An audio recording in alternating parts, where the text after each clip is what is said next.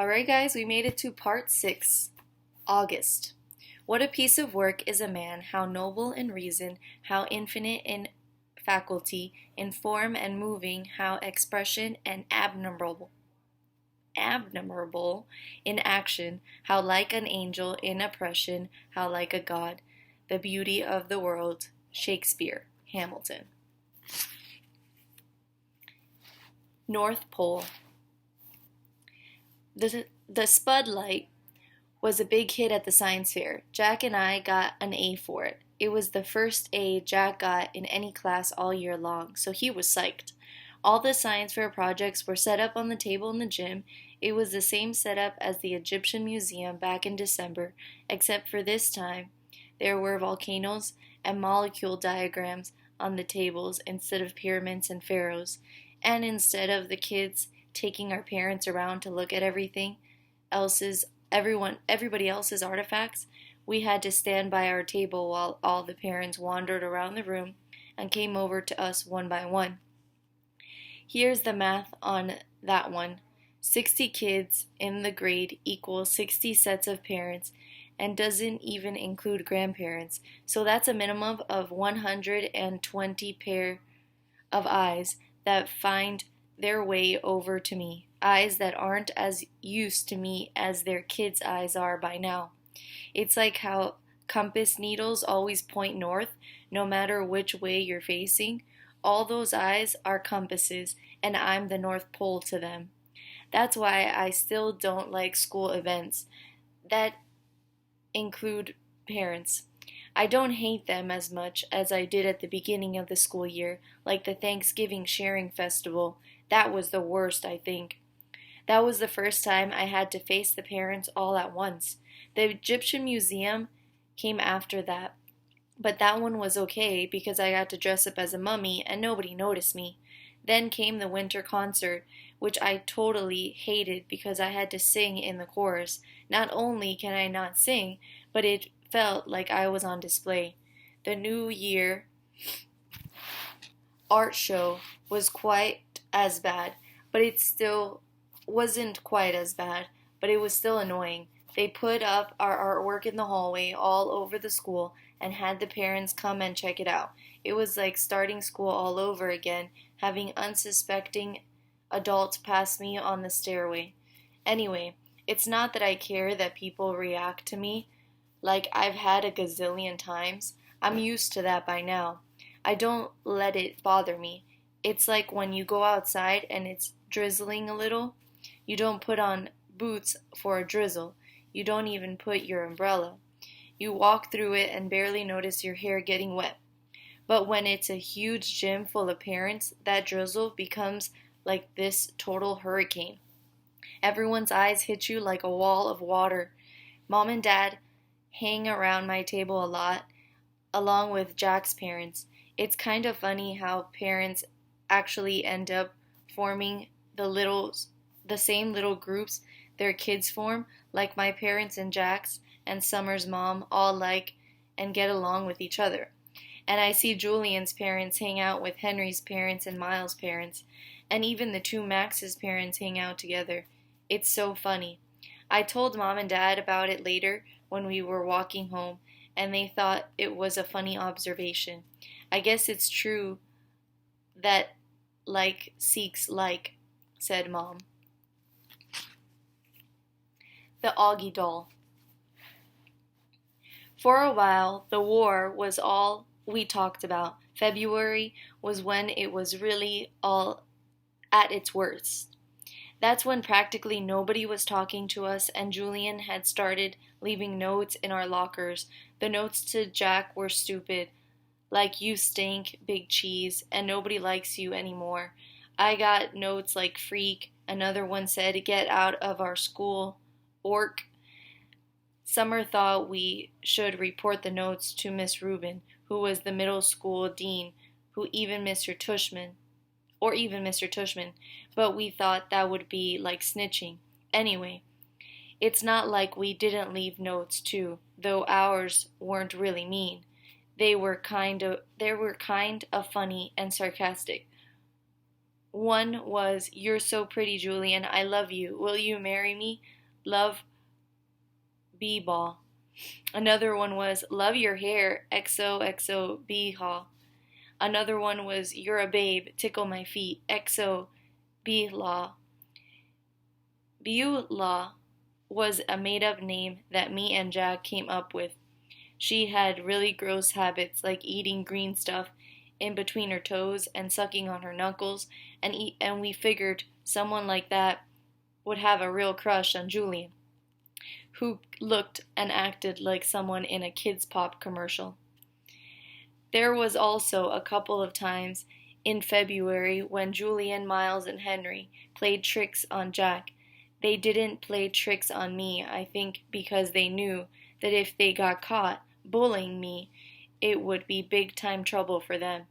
Jack, they figured, was an easier target, so one time they stole his gym shorts and played monkey in the middle with them in the locker room. Another time, Miles, who sat next to Jack in homeroom, swiped Jack's worksheet off his desk, crumbled it in a ball, and tossed it to Julian across the room. This wouldn't have happened if Miss Pirosa had been there, of course, but there was a substitute teacher that day, and subs never really know what's going on. Jack was good about this stuff. He never let them see he was upset, though. I think sometimes he was. The other kids in the grade knew about the war, except for Savannah's group. The girls were neutral at first, but by March they were getting sick of it, and so were some of the boys. Like another time when Julian was dumping some pencil sharpener shavings into Jack's backpack, Amos, who was usually tight with them, grabbed the backpack out of Julian's hands and returned it to Jack. It was starting to feel like the majority of the boys weren't buying into Julian anymore. Then a few weeks ago, Julian started spreading this ridiculous rumor that Jack had hired some hitman to get him and Miles and Henry. This lie was so pathetic that people were actually laughing about him behind his back. At that point, any boys who had still been on his side now jumped ship and were clearly neutral. So by the end of March, only Miles and Henry were on Julian's side, and I think even though they were getting tired of the war by then. I'm pretty sure everyone stopped playing the plague game behind my back too. No one really cringes if I bump into them anymore, and people borrow my pencils without acting like the pencils have cooties. People even joke around with me now. Sometimes, like the other day, I saw Maya writing a note to Ellie on a piece of ugly doll stationery, and I don't know why, but I just kind of randomly said, "Did you know the guy who created the ugly dolls based them on me?" Maya looked at me with her eyes wide open like she totally believed me. Then, when she realized I was only kidding, she thought it was the funniest thing in the world. "You're so funny, August," she said, and then she told Ellie and some of the other girls that I had just said what I had just said, and they all thought it was funny too. Like at first they were shocked, but then when they saw I was laughing about it, they knew it was okay to laugh about it too. And the next day I found a little ugly doll keychain sitting on my chair with a nice little note from Maya that said, "For the nicest Augie doll in the world, XO, Maya." 6 months ago, stuff like that would never have happened, but now it happens more and more. Also, people have been really nice about the hearing aids I started wearing. Lobot. Ever since I was little, the doctors told my parents that someday I'd need hearing aids. I don't know why this always freaked me out a bit, maybe because anything to do with my ears bothers me a lot. My hearing was getting worse, but I hadn't told anyone about it. The ocean sound that was always in my head had been getting louder. It was drowning out people's voices like I was underwater. I couldn't hear teachers if I sat in the back of the class, but I knew if I told Mom or Dad about it, I'd end up with hearing aids, and I was hoping I could make it through the 5th grade without having that happen. But then, in my annual checkup in October, I flunked the otology test, and the doctor was like, dude, it's time.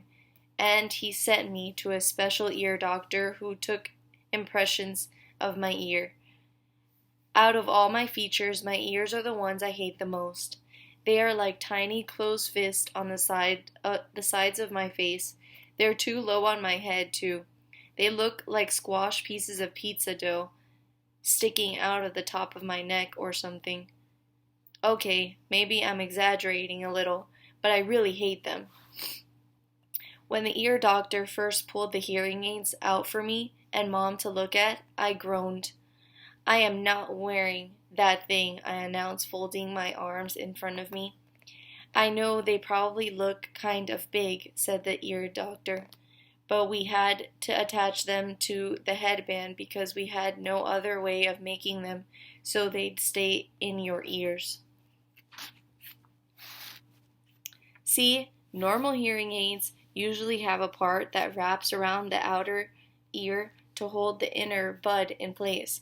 But in my case, since I don't have outer ears, they put in the earbud on this heavy-duty headband that was supposed to wrap around the back of my head. I can't wear that, Mom, I whined. You'll hardly notice them, said Mom, trying to be cheerful. They look like headphones. Headphones? Look at them, Mom, I said angrily. I'll look like a lobot. Which one is lobot? Said Mom calmly. Lobot. The ear doctor smiled as she looked at the headphones and made some adjustments. The Empire Strikes Back, the bald guy with the cool bionic radio transmitter thing that wraps around the back of his skull. I'm drawing a blank, said Mom. You know, Star Wars stuff. I asked the ear doctor. No Star Wars stuff, he answered, slipping the thing over my head. I practically invented Star Wars stuff. He leaned back in his chair to see how the headband fit and then took it off again. Now, Augie, I want to explain what all this is, he said, pointing to the different parts on one of the hearing aids. This curved piece of plastic over here connects to the tubing on the ear mold. That's why we took those impressions back in December, so that this part that goes inside your ear fits nice and snug. This part here is called the tone hook, okay? And this thing is the special part we've attached to this cradle here. The loopbot part, I said miserably. Hey, loopbot is cool, said the ear doctor. It's not like we're saying you're going to look like Jar Jar, you know. That would be bad. He slid the earphones on my head again carefully. There you go, August. So how's that? Totally uncomfortable, I said. You'll get used to them very quickly, he said. I looked in the mirror. My eyes started tearing up. All I saw were these tubes jutting out from either side of my head like antennas. Do I really have to wear this, Mom? I said, trying not to cry. I hate them. They don't make any difference. Give it a second, buddy, said the doctor. I haven't even turned them on yet. Wait until you hear the difference. You'll want to wear them. No, I won't. And then he turned them on.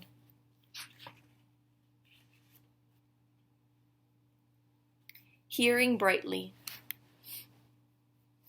How can I describe what I heard when the doctor turned on my hearing aids, or what I didn't hear? It's too hard to think of words. The ocean just wasn't living inside my head anymore. It was gone. I could hear sounds like shining lights in my brain. It was like when you're in a room where one of the light bulbs on the ceiling isn't working, but you don't realize how dark it is until someone changes the light bulb, and then you're like, whoa, it's so bright in here.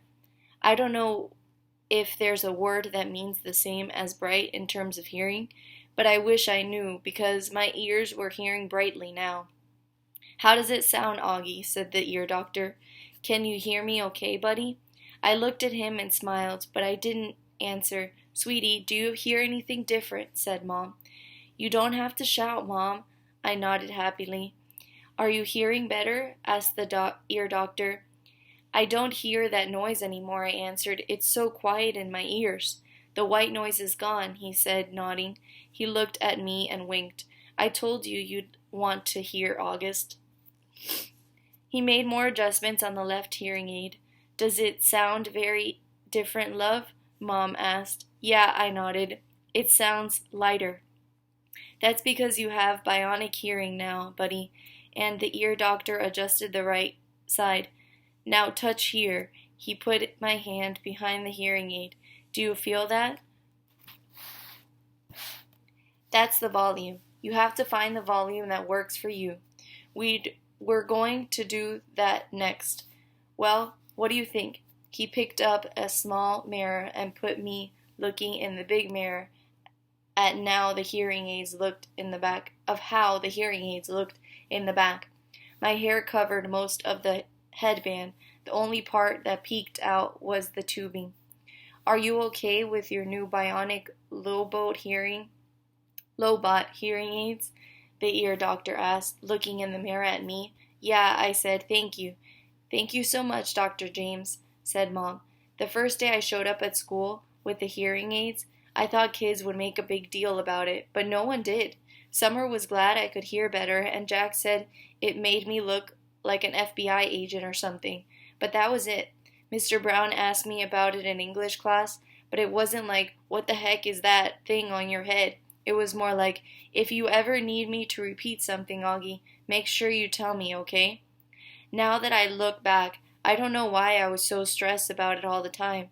Funny how sometimes you worry a lot about things and it turns out to be nothing. Via's secret. A couple of days after spring break ended, Mom found out that Via hadn't told her about a school play that was happening at her high school the next week, and Mom was mad. Mom doesn't really get mad that much, though Dad would disagree with that. But she was really mad at Via for that. She and Via got into a huge fight. I could hear them yelling at each other in Via's room. My bionic lowbot ears could hear Mom saying, But what is it with you lately, Via? You're moody and tantrum and sensitive. What is so wrong with my not telling you about my stupid play? Via practically screamed. I don't even have a speaking part in it. Your boyfriend does. Don't you want us to see him in it? No, actually I don't. Stop screaming. You screamed first. Just leave me alone, okay? You've been really good about leaving me alone my whole life. So why you choose high school to suddenly be interested, I have no idea. Then I don't know what Mom answered because it all got very quiet and even my bionic lowbot ears couldn't pick up a signal. My cave. By dinner, they seemed to have made up. Dad was working late. Daisy was sleeping. She'd thrown up a lot earlier in the day, and Mom made an appointment to take her to the vet the next morning. The three of us were sitting down, and no one was talking. Finally, I said, So are we going to see Justin in a play? Via didn't answer, but looked down at her plate. You know, Augie, said Mom quietly. I hadn't realized what play it was, and it really isn't something that would be interesting to kids your age. So I'm not invited? I said, looking at Via. I didn't say that, said Mom. It's just I don't think it's something you'd enjoy. You'd get totally bored, said Via, like she was accusing me of something. Are you and Dad going? I asked. Dad'll go, said Mom. I'll stay home with you. What? Via yelled at Mom. Oh, great. So you're going to punish me for being honest by not going. You don't want us to go in the first place, remember? Answered Mom. But now that you know about it, of course I want you to go, said Via. Well, we've got to weigh everyone's feelings here, Via, said Mom. What are you two talking about? I shouted. Nothing, they both snapped at the same time. Just something about Via's school. That has nothing to do with you, said Mom. You're lying, I said. Excuse me, said Mom, kind of shocked. Even Via looked surprised. I said you're lying, I shouted. You're lying. I screamed at Via, getting up. You're both liars. You're both lying to my face like I'm an idiot. Sit down, Augie, said Mom, grabbing my arm. I pulled my arm away and pointed at Via. You think I don't know what's going on? I yelled. You just don't want your brand new fancy high school friends to know your brother's a freak. Augie, Mom yelled. That's not true. Stop lying to me, Mom, I shrieked. Stop treating me like a baby. I'm not a retard. I know what's going on. I ran down the hallway to my room and slammed the door behind me so hard that I actually heard little pieces of the wall crumble inside the doorframe. Then I plopped onto my bed and pulled the covers up on top of me. I threw my pillows over my disgusting face and then piled all my stuffed animals on top of the pillows like it was inside a little cave. If I could walk around with a pillow over my face all the time, I would. I don't even know how I got so mad. I wasn't really mad at the beginning of dinner. I wasn't even sad, but then all of a sudden, it all kind of just exploded out of me. I knew Via didn't want me to go to her stupid play, and I knew why. I could figure Mom would follow me into my room right away, but she didn't. I wanted her to find me inside my cave of stuffed animals, so I waited a little more, but even after 10 minutes, she still didn't come in after me. I was pretty surprised. She always checks on me when I'm in my room upset and stuff. I pictured Mom and Via talking about me in the kitchen. I figured Via was feeling really, really, really bad. I pictured Mom totally laying on the guilt, and Dad would be mad at her when he came home too. I made a little hole through the pile of pillows and stuffed animals and peeked at the clock on my wall. Half an hour had passed and Mom still hadn't come in my room. I tried to listen for the sounds in the other room. Were they still having dinner? What was going on? Finally the door opened. It was Via. She didn't even bother coming over to my bed, and she didn't come in softly like I thought she would. She came in quickly. Goodbye. Augie, said Via, come quick. Mom needs to talk to you. I'm not apologizing. This isn't about you, she yelled. Not everything in the world is about you, Augie. Now hurry. Daisy's sick. Mom's taking her to the emergency vet. Come say goodbye. I pushed the pillows off my face and looked up at her. That's when I saw she was crying. What do you mean, goodbye? Come on, she said, holding out her hand. I took her hand and followed her down the hall to the kitchen. Daisy was lying down sideways on the floor, with her legs straight out in front of her. She was panting a lot, like she'd been running in the park. Mom was kneeling beside her, stroking the top of her head. What happened? I asked. She just started whimpering all of a sudden, said Via, kneeling down next to Mom. I looked down at Mom, who was crying too. I'm taking her to the animal hospital downtown, she said. The taxi's coming to pick me up. The vet'll make her better, right? I said. Mom looked at me. I hope so, honey, she said quietly. But I honestly don't know. Of course he will, I said. Daisy's been sick a lot lately, Augie, and she's old. But they can fix her, I said, looking at Via to agree with me, but Via wouldn't look up at me. Mom's lips were trembling. I think it might be time we say goodbye to Daisy, Augie. I'm sorry. No, I said. We don't want her to suffer, Augie, she said.